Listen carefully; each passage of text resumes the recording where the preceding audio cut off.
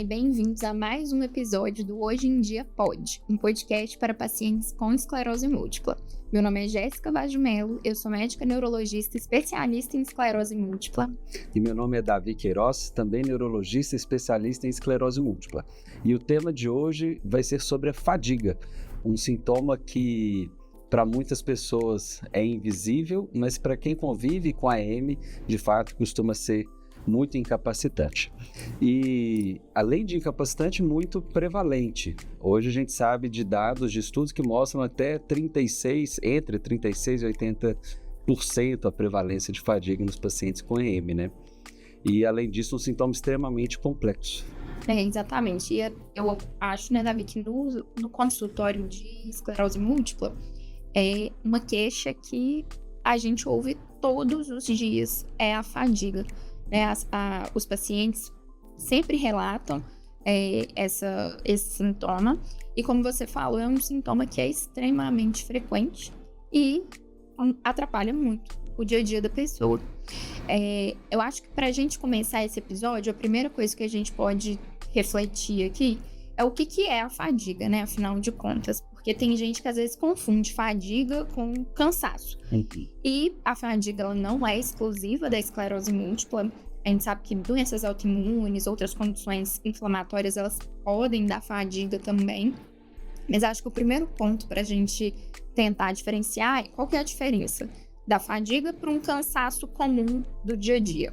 Exatamente, porque até para o paciente explicar é muito difícil às vezes dizer o que é a fadiga, essa sensação de que precisa do dobro de energia para fazer uma atividade que às vezes para as outras pessoas é algo comum.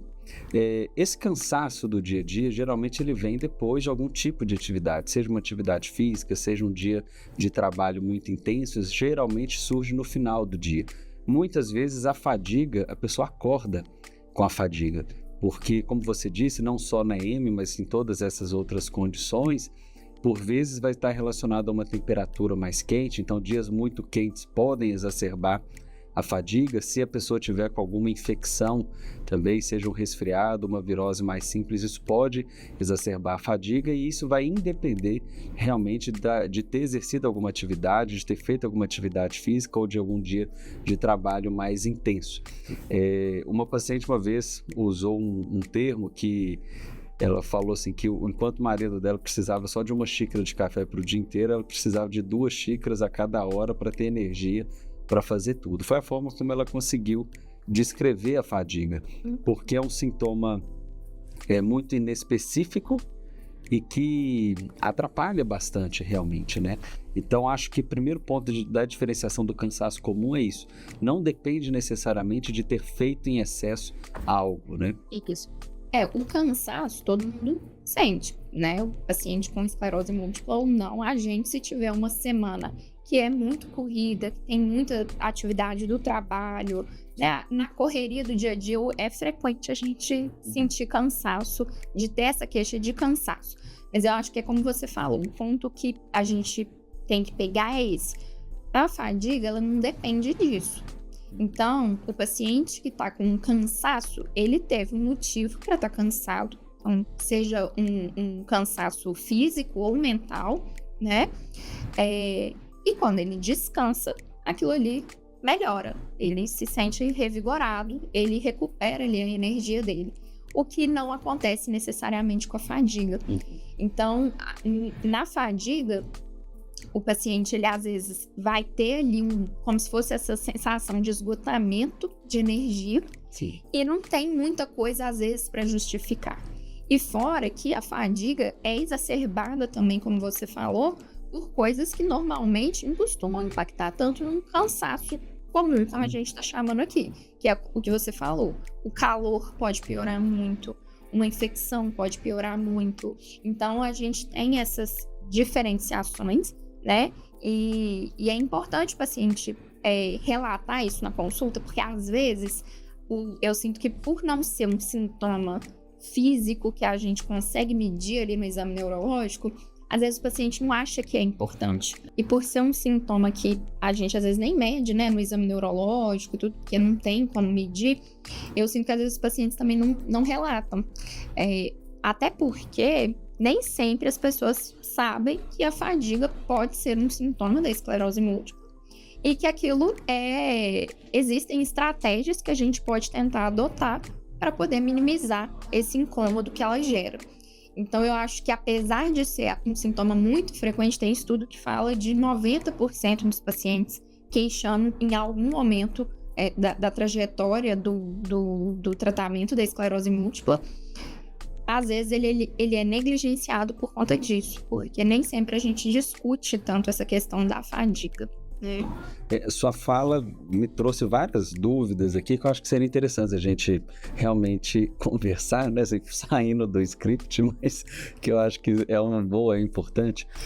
Primeiro, eu acho que até para ajudar os pacientes, que você citou essa questão do cansaço ou da fadiga mental e física, porque muitas vezes quando nós perguntamos de fadiga, exatamente por ser um termo muito inespecífico, né, muito abstrato, as pessoas às vezes imaginam fadiga física só, né, de fazer um esforço físico, de conseguir andar, fazer caminhada e corrida, mas às vezes tem esse cansaço mental, de dificuldade de fazer de no trabalho se concentrar o tempo inteiro, de cumprir uma tarefa de forma repetitiva durante várias horas por dia, que remete muitas vezes à consulta, né? De como que a gente aborda a fadiga na consulta. E aí isso eu acho que volta naquele ponto que aqui a gente conversa sobre esclerose múltipla, mas acho que vale para todas as doenças crônicas praticamente. O tempo de consulta, ele não dá para ser curto, né? Então o paciente ele tem que entender que ele precisa contar o que está acontecendo e nós, enquanto profissionais, precisamos sempre abordar isso. Quando é uma consulta muito rápida, muitas vezes a gente deixa passar essas nuances, esses sintomas que o paciente sente no dia a dia, o que incomoda. Claro que a gente sempre preocupa com aquela tríade típica, né? Ressonância, surto, progressão, mas essa questão subjetiva, ela é muito importante. Então, a gente sabe que tem várias escalas que podem nos ajudar e nessa semana, uma paciente me chamou muita atenção porque eu apliquei uma escala de transtorno de humor, que são 21 perguntas, ela foi marcando e ela achou super interessante. E quando eu peguei a escala, realmente tem várias perguntas que eu não faço de forma ativa. Seja porque, mesmo que a consulta demore 1 hora, 1h30, 2 horas, muitas vezes nós não vamos lembrar de falar e o paciente muitas vezes não vai lembrar de contar. E a fadiga, ela entra nesse nicho de sintomas porque a pessoa começa a conviver e achar que é o normal. Se eu tenho esclerose múltipla, então o normal é que eu sinta, de fato, a fadiga. E quando a gente fala de ter esclerose múltipla e ter fadiga, porque existem algumas hipóteses, né? Existem algumas hipóteses para que isso aconteça na EMS, está um pouco relacionado ao processo da doença em si. E aí eu queria que você contasse para a gente um pouquinho dessa questão de o que envolve ter esclerose múltipla e essa prevalência da fadiga, né? A fadiga, na esclerose múltipla, assim como em outras doenças autoimunes, inflamatórias, a gente sabe que esse processo que está acontecendo de inflamação, de neurodegeneração, de comprometimento da bainha de mielina, tudo isso vai criar ali um ambiente que está demandando mais energia do que no corpo de uma pessoa saudável que não tem ali tudo isso acontecendo. Então é como se a pessoa estivesse constantemente com um processo que está consumindo energia. Então isso pode fazer com que a pessoa tenha esse sintoma que é a fadiga. Existem teorias até de questões cerebrais que se modificam em algumas doenças, algumas coisas, umas teorias mais complexas, mas de uma maneira mais simples eu acredito que para a gente entender seria isso. Então é um corpo que está ali em constante estado de alerta, resolvendo vários problemas ali de inflamação que está acontecendo, e com isso é como se o corpo não estivesse descansando, porque ele está ali constantemente com uma energia ali sendo consumida. Então eu acho que mais ou menos, né, de uma forma mais simplificada, seria algo nesse sentido. E aí, eu acho que isso traz o grande objetivo dessa nossa conversa hoje, porque a gente falou que é prevalente, então os dados de estatística mostram que é prevalente, e quando a gente olha sobre o processo da esclerose múltipla, é esperado, realmente faz sentido que haja essa fadiga. Então, eu sempre bato nessa tecla que o paciente ele precisa identificar a fadiga. Então, essa diferença do cansaço do dia a dia e identificar a fadiga é o primeiro ponto. E a gente só cumprimenta quem... Já dá bom dia para quem a gente conhece, né? Só cumprimenta quem a gente conhece. Então, para quem tem esclerose múltipla, para pessoas que convivem com quem tem AEM, eu acho que entender a existência da fadiga para saber que não é manha. Então, muitas vezes isso é confundido. Ah, mas hoje você não quer sair da cama, você está com manha. Desde que você começou a tratar, você não quer fazer mais nada, você está deprimido. Então, esse cuidado de entender que a fadiga ela é um sintoma que não depende de um transtorno de humor, que não depende de ter dormido uma noite completa, ter dormido várias horas. A fadiga ela existe pela condição da doença crônica, pela condição da esclerose múltipla. E aí eu sempre dou essa dica, que é tentar algumas formas de raciocinar se isso é uma fadiga ou um cansaço comum. Algo que ajuda às vezes é um diário. Então, anotar como se sentiu naquele dia, um pouco do que a gente quis trazer com o Envita, que é o aplicativo para monitorar os sintomas. Então lá tem uma escala em que você anota como que está se sentindo em relação à fadiga naquele dia. Então esses calendários, assim como a gente já fazia antes para quem tem dor de cabeça, fazer calendário da dor, o calendário da fadiga ele nos auxilia muito, porque ele identifica se a fadiga ela é muito presente ou não, e também ajuda a identificar quais foram os fatores que talvez pioraram a fadiga. Aquela fadiga ela piorou numa semana X porque era uma semana muito quente, foi uma semana que eu adoeci, foi uma semana às vezes longe do medicamento, porque esse é um outro ponto. Alguns medicamentos podem, não vamos dizer causar, mas tem uma relação dessa piora da fadiga com alguns medicamentos, como a gente sabe, os interferons e também o natalizumab. Como os pacientes sempre identificam muito isso, o que é essa fadiga do natalizumab, por exemplo, ou do interferon? Alguns medicamentos, né, como você falou, eles podem acabar piorando o sintoma. No caso do interferon, o uso da medicação, logo depois, às vezes a pessoa começa com aquela sensação de fadiga. No caso do natalizumab, já é uma condição que a gente observa mais quando está chegando próximo ali da próxima dose. Como é feito a cada 28 dias, quando está ali quase chegando para completar, tem gente que até fala assim, meu corpo está pedindo já o natalizumab. Às vezes aquela sensação melhora.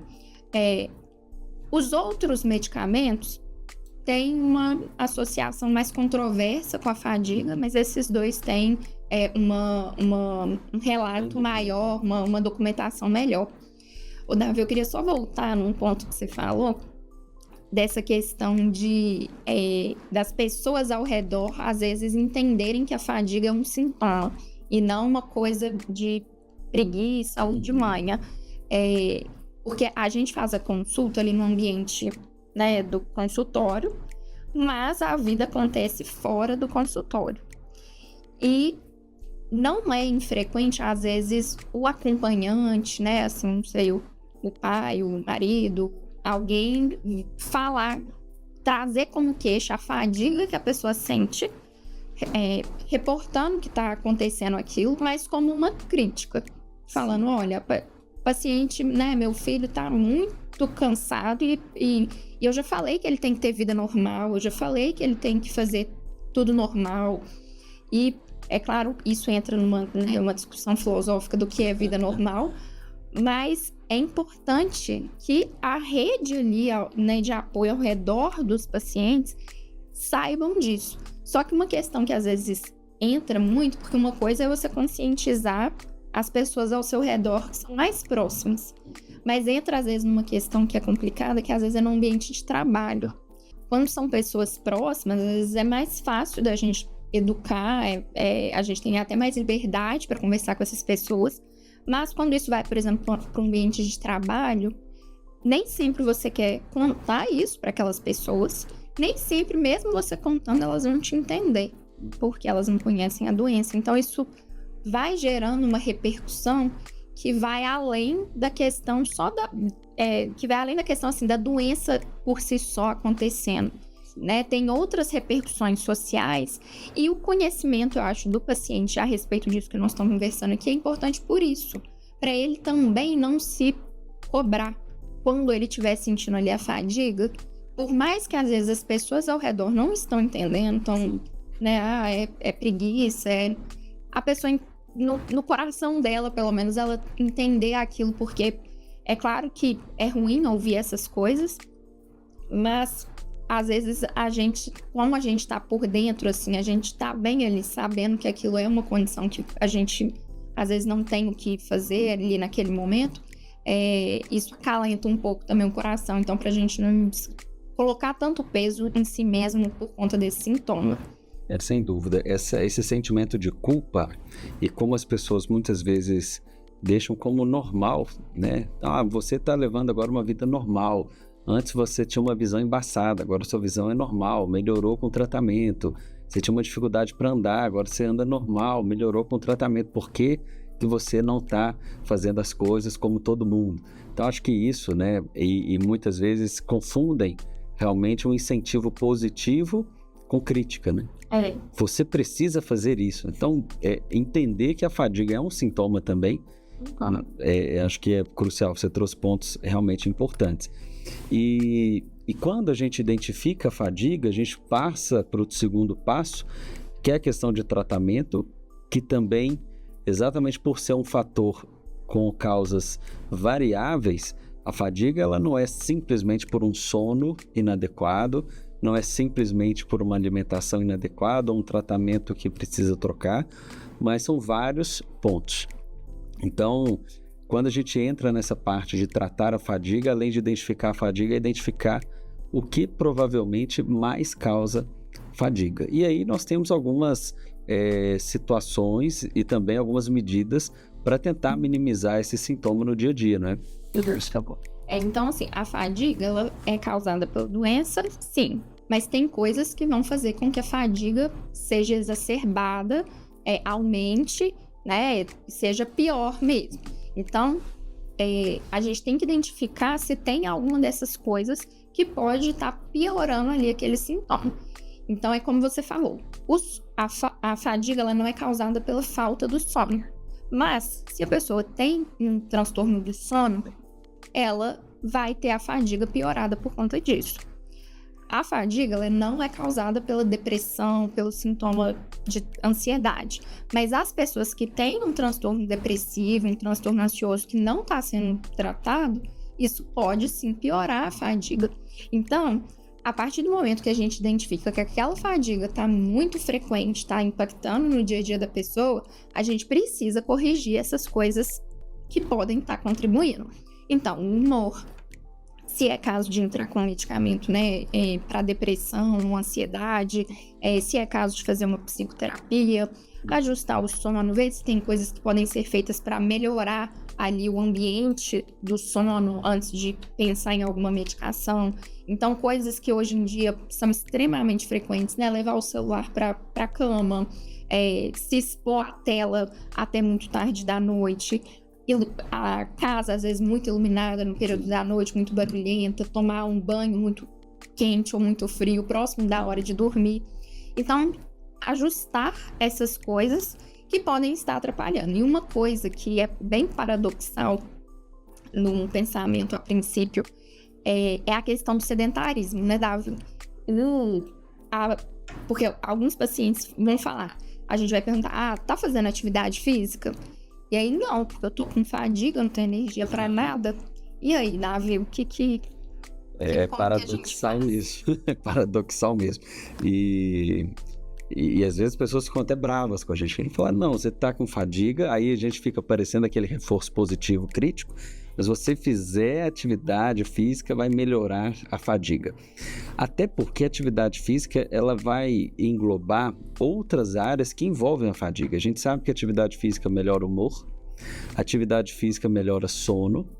Então, a recomendação, né? Não faça atividade física logo antes de dormir, mas umas 2 horas, 3 horas antes de dormir ainda é um limite ali aceitável. Então, quando você começa a fazer atividade física, e fazer atividade física de fato, né? Não é ir para academia, pôr a esteira ali devagarzinho, ou a bicicleta devagarzinho, ver uma série e bater um papo, mas fazer de fato o exercício físico. Ou pior, né? Quando só paga a academia, né?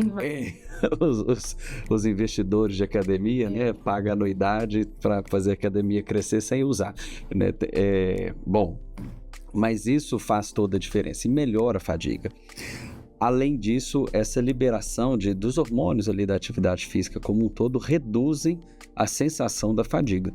Só que o início é muito difícil, porque quando a pessoa começa a fazer atividade física e vem de um sedentarismo, vai juntar a fadiga com o cansaço comum, igual a gente chamou no início aqui do episódio. A falta de preparo. Não tem preparo físico, então por não ter preparo físico vai se sentir mais cansado, com isso uma sensação de fadiga maior. Mas tem que insistir. Tanto que geralmente a gente recomenda o preparo para atividade física. Então eu brinco assim, não matricule na academia ao sair daqui.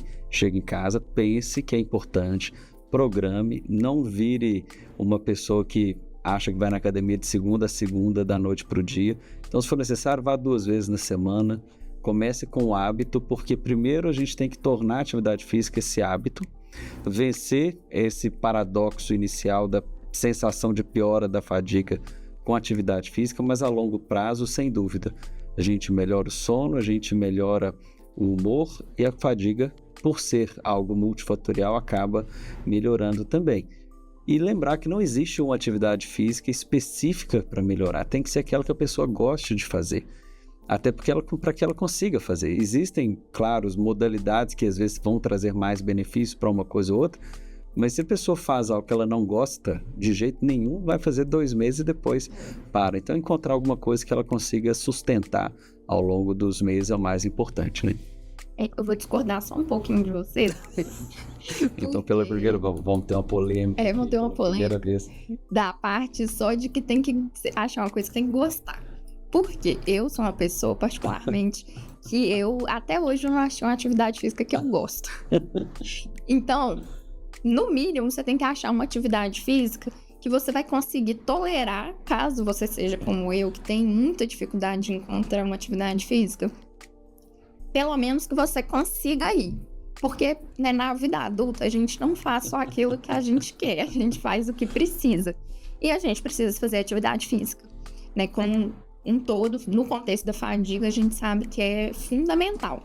Então, é claro que, assim, buscar algo que goste é muito ótimo, é o ideal mesmo. Mas caso você, assim como eu, não consiga encontrar uma coisa que você ame, que até hoje não acho.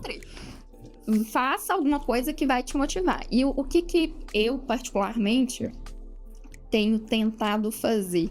Eu, às vezes, troco o que eu tô fazendo, porque chega uma hora que eu canso daquilo ali, não quero ir nem por reza, aí eu falo, mas eu tenho que achar uma outra coisa. Então, eu fiz um tempo de natação, aí depois de tempo eu cansei da natação. Aí eu fui para um outro treino. Então, assim, tentar também encontrar, eu ainda tô na esperança de que eu vou achar uma coisa que eu goste, mas também, assim, não se basear somente no gostar, porque adulto também não faz só o que gosta, tem que fazer, às vezes, o que é necessário. E lembrar que no início, às vezes, vai ser difícil, né? Eu acho difícil começar uma atividade física, então ainda quem tem a questão da fadiga ali no início pode piorar, mas é importante pensar no longo prazo, né? Pensar que nós estamos correndo uma corrida de maratona, não é tiro. Sim. Então, que é mais importante você fazer algo que você vai conseguir fazer do que simplesmente pegar uma atividade física qualquer também e querer ir todos os dias e depois de uma semana largar e não ir mais. Então vai aos pouquinhos, né? Começa 2 vezes na semana, depois vai para 3, começa no seu ritmo, depois vai aumentando. O importante é estar em busca, né? Agora eu vou ter que concordar, realmente. Acho que vou mudar o meu raciocínio. De fato, quando você começa a fazer uma atividade física, você tolera, melhora realmente a fadiga, o sono e tudo, né? Mas é verdade, a verdade é essa, né? A gente tem que entender que tem que ser algo duradouro. Então, acho que essa sua estratégia de mudar a atividade física com frequência, o tipo, talvez para quem precisa tolerar alguma coisa, não que eu seja um atleta, né? Não. Também a gente tem que deixar isso bem claro aqui no vídeo, porque, bom, depois eu saio com fama aí que eu não tenho realmente, né?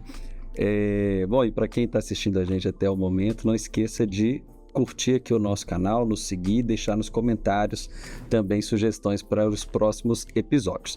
E a gente ia conversando, né, sobre esses fatores relacionados ao tratamento da fadiga, essas medidas comportamentais, e aí eu acho que vale a gente parar um pouquinho para falar sobre o sono, porque é outra coisa também relacionada à fadiga. E um ponto importante nas pessoas que têm esclerose múltipla é que muitas vezes a incontinência urinária, principalmente à noite, ela pode ser um sintoma comum, né? Às vezes por conta de algum surto que teve na medula, enfim. E aí uma coisa que às vezes a gente esquece que existe, muitas pacientes já me contaram, é que à noite toma muita água antes de dormir. Então esse controle, caso a pessoa tenha incontinência urinária à noite, uma urgência para ir ao banheiro, acorde muitas vezes, o primeiro ponto de pensar também é quanto de líquido está bebendo à noite.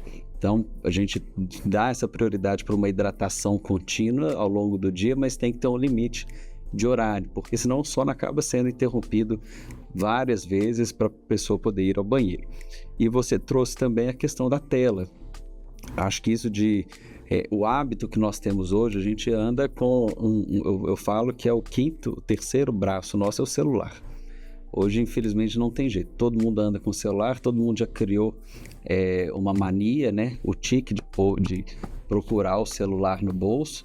Então, às vezes, nem está precisando do celular, mas tira o celular da mão, olha e guarda.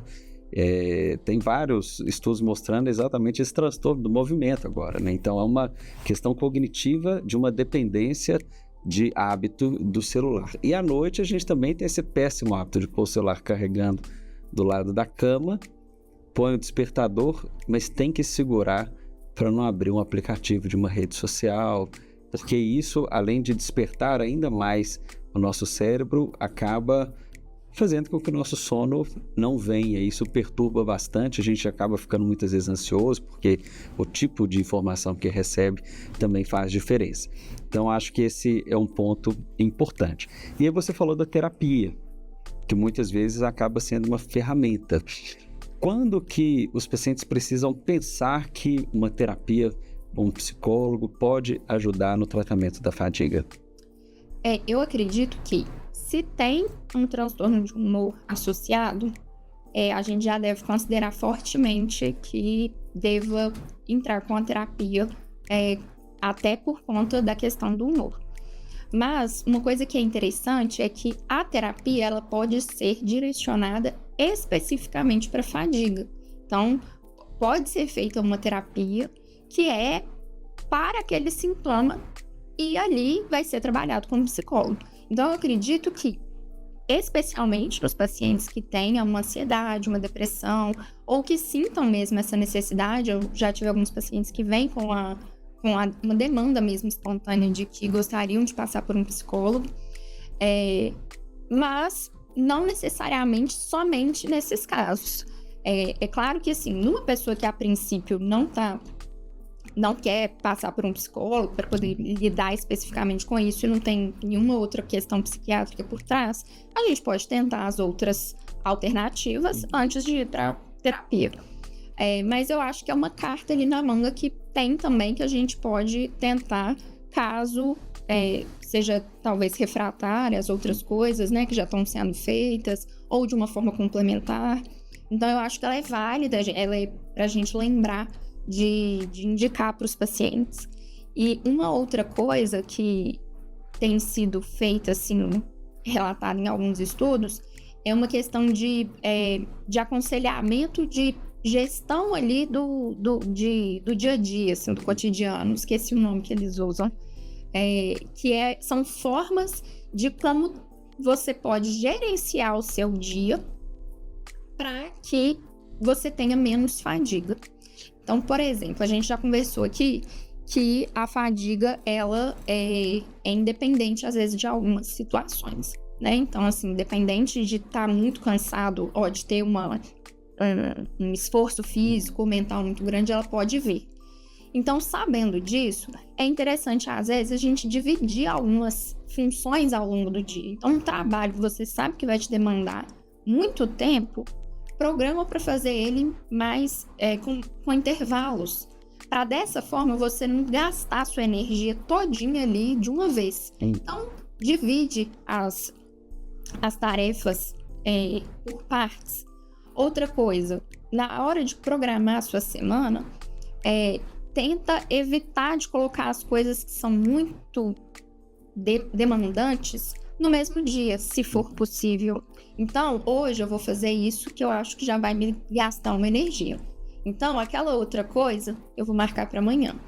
Aquela reunião que eu sei que eu vou ficar talvez mais estressado ou que eu vou ter que gastar uma energia ali explicando, prestando atenção, eu vou tentar marcar mais para o final da semana, por exemplo. Tentar evitar de acumular muitas coisas no mesmo dia. Tentar colocar aquelas atividades que vão demandar mais, talvez mais no início do dia, mas lembrando de não gastar também, de tentar não gastar toda a energia ali naquele início. Então, isso envolve também muito autoconhecimento e um planejamento também do dia a dia, né? E por isso que eu acho que aí também volta na questão lá do diário, né? Do aplicativo. De quando a gente tem bem documentado, às vezes o paciente ele tem insights maiores do que ele podia ter ajustado ali na rotina para poder tentar melhorar. Sim. E outra coisa também que eu acho que é importante são as coisas, por exemplo, a roupa, né? A roupa mais fresca, porque a gente sabe o calor piora. Então eu vou evitar de usar uma roupa que vai me dar muito calor. Então olhar, às vezes, o tecido da roupa para ser uma coisa mais leve, né? Procurar se refrescar ao longo do dia. Tá previsão de temperatura altíssima. Claro. Sair com a garrafinha de água, coloca um gelo lá dentro, refrescar, tomar um picolé, uma coisa assim, pra gente poder ir tentando também ajustar no dia a dia da pessoa. Sim, acho que é individualizar realmente o tratamento da fadiga, para que a pessoa ela entenda que, apesar de ser um sintoma da EM, os fatores para cada um pode ser diferente. Tem pacientes que falam de forma até curiosa que o frio piora. Então isso é comum, às vezes, é claro que o calor é mais comum, mas alguns pacientes falam, olha, o frio para mim é pior, meus sintomas ficam mais exacerbados, eu sinto mais fadiga. Então entender em relação à temperatura, qual que é o tipo de roupa mais adequado, o ambiente que eu trabalho, é um ambiente que tem ar-condicionado? Tem ar-condicionado, mas ninguém na sala que trabalha comigo tolera o ar-condicionado, então fica quente. Então, vamos tentar usar uma roupa um pouco mais leve realmente.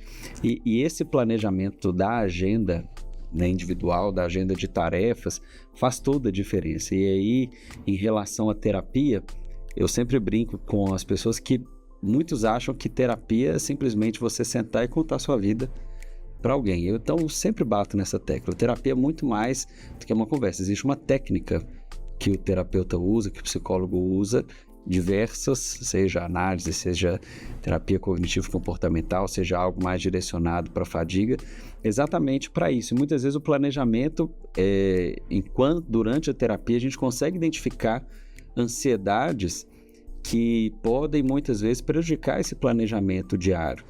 Algumas pessoas têm uma tendência enorme de um perfeccionismo incansável, né? Então, por mais que esteja bem feito, poderia ter sido melhor. Então, acaba de fazer uma coisa, cumpriu aquela agenda da semana inteira.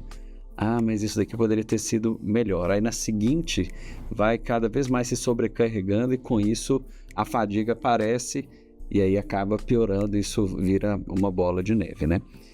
E, às vezes, as pessoas têm uma angústia que não é de uma hora para outra, né? Essas medidas todas que a gente conversou, não são medidas que, se eu começo a fazer atividade física hoje, semana que vem já estou melhor, se eu planejei os meus horários, eu vou planejar certo de primeira, porque tem isso, a gente planeja errado também, acha que assim tá ótimo, passa a semana, um caminhão passa por cima, que a terapia, o psicólogo que eu fui primeiro, a psicóloga já gostei, não, às vezes não vai dar certo.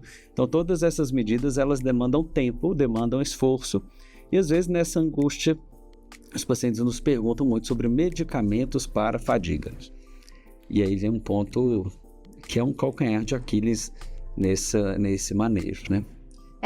Assim, a gente gastou aqui esse tempo todo falando de coisas para ajudar na fadiga, mas habitualmente no consultório eu pelo menos tenho essa impressão de que a conversa ela começa do contrário que a gente fez aqui.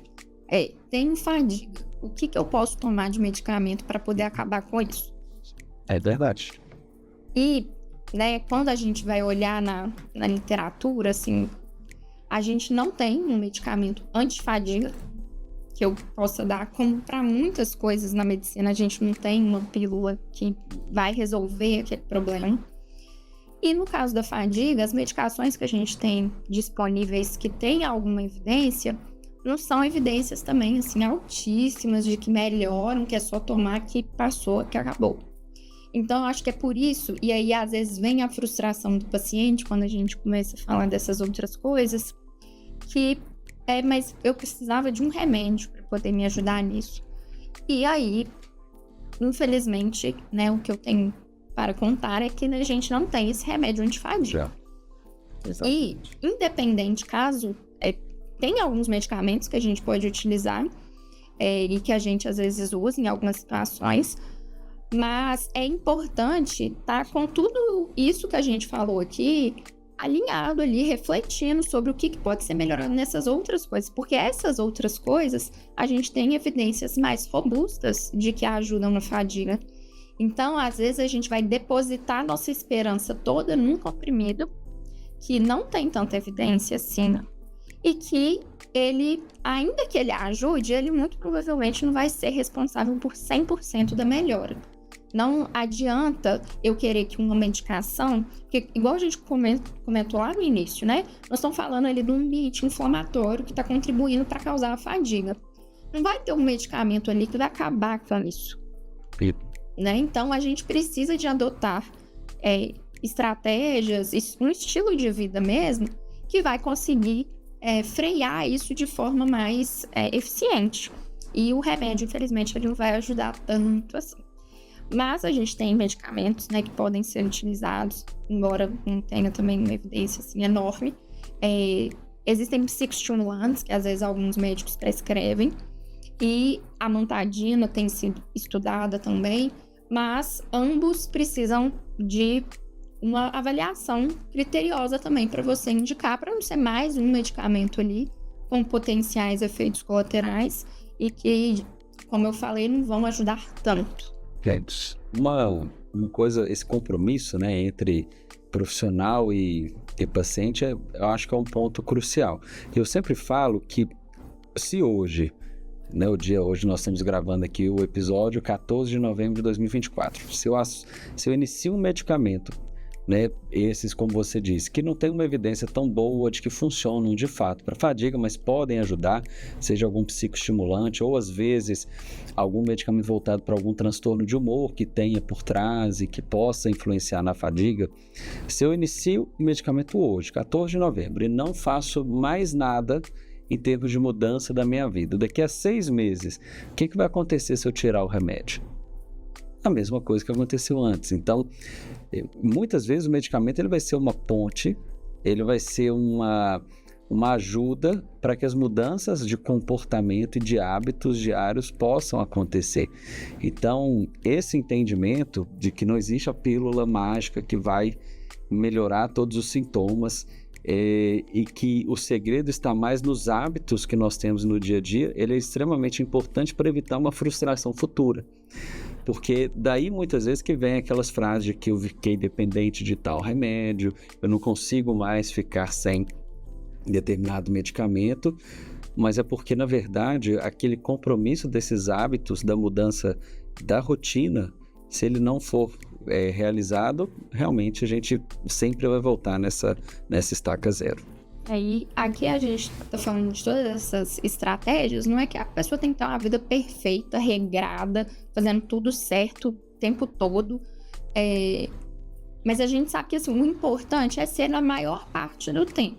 A maior parte do tempo você tá se alimentando bem, tá fazendo atividade física, tá evitando hábitos que são ruins, né? Fumar, beber em excesso, tá cuidando da sua saúde mental, uma vez ou outra, isso você saiu ali da dieta, você exagerou em uma outra coisa, ficou um tempinho ali a mais sem fazer atividade física, no longo prazo não vai ser isso que vai ser o problema.